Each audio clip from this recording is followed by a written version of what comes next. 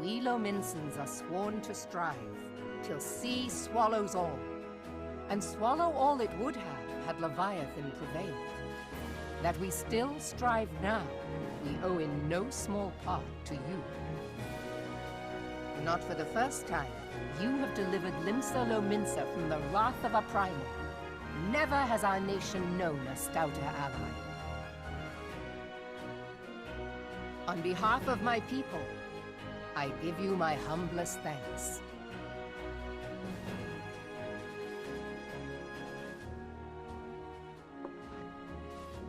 "'Tis meet that I give thanks to old Mistbeard, too, for his fine solution. Whatever else he may have been, 'tis clear he was a resourceful soul.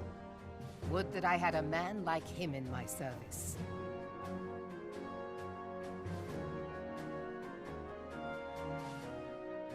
Before I set foot in these lands, I had no inkling that the people of Eorzea contended with such mighty foes. Suffice it to say, their existence came as something of a shock, as did the idea that they could be defeated. This experience has served to remind me of the vastness of the world and the boundless potential of man. Though I am but a refugee in this realm, I would fain be of use to you in your fight. Know that I am tutored in one of the foremost combat arts of the Far East. It may seem outlandish to the Eorzean eye, but should any of your people care to learn, I would be pleased to initiate them. And I will see to it that they are grateful. I have no doubt that your knowledge and skills will serve us well. Besides, your art is not so outlandish as you think. Would you not agree, Master Thancred? Naught escapes your searching eye, Admiral. Few are privy to this information, but Limsa Lominsa is home to a certain secret fraternity. Its members are trained in a form of combat, not unlike your own. By my judgment, it should not be beyond such individuals to adapt to the techniques I witnessed you employing with such admirable deftness. I am heartened to hear this. I too noted a kinship between your style and mine own, though it seemed to me that you fought differently in the beginning. I suppose I did. What can I say? I'm a man of many talents. Though you may labor to believe it, Thancred was once something of a scoundrel who fraternized with the criminal class in these parts. Yestola! You jest, of course. But for a chance encounter with Alphino's grandsire, he might never have left Limsa Lominsa, or received an education in Sharian, or taken up his post in Uldar, which is where he trained in the blade, lest you wonder.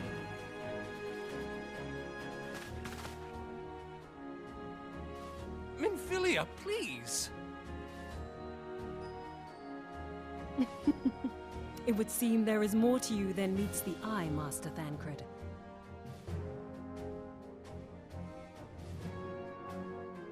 Lady Yugiri, I am told that you and yours came to Eorzea seeking permanent resettlement, and that many domins have since been engaged as frontier hands at Revenant's Toll. Moderna is many things, but a place of refuge it is not. Know that I would like nothing better than to furnish your people with a new home here on Lominsan soil. Alas, racked by instability as we are, our nation is in no fit state to take you in. Yet I'll not have it said that we turned a blind eye to your suffering. Until such time as we can do more, I pledge to send provisions. We are in your debt, Admiral. I realize that it scarce qualifies as repayment. But if it please you, I shall set about sharing my martial knowledge with your people at once.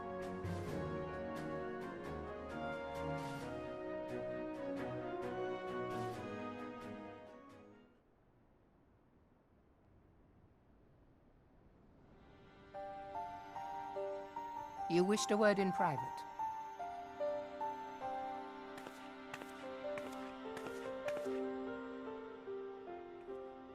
The better not to spoil the festive mood. History repeats itself, Admiral. As the kobolds did before them, the Sahagin resorted to summoning their god over a territorial feud. They acted in self-preservation. It may be that the Sahagin initiated this particular clash, but how it begins does not interest me so much as how it ends.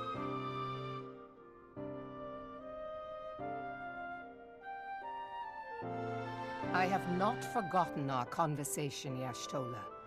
I am aware that man bears part of the blame for the Primal's existence. Nor am I ignorant of the Sahagins' reason for acting.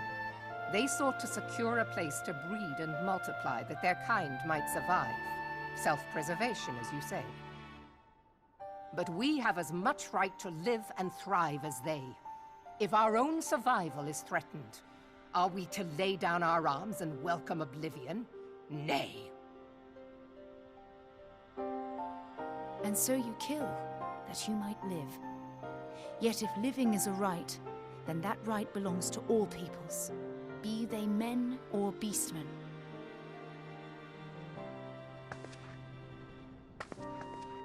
I'll not deny your reasoning, but when a storm gathers, it falls to me to see my people safely through it. That is my duty, and I shall do it.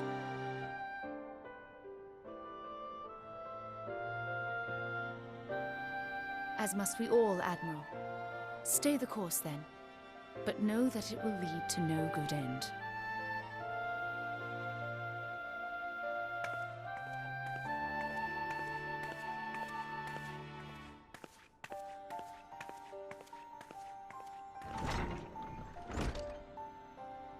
Man has ever put himself first and foremost.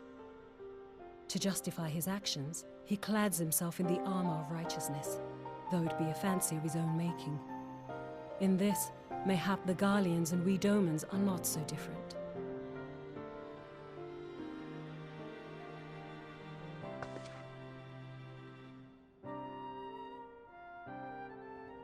Eorzea has become as a raging sea. If we are to keep our heads above the waves, we cannot scruple to drown the man next to us. When hopes of coexistence founder, strength must determine who has the greater right to live.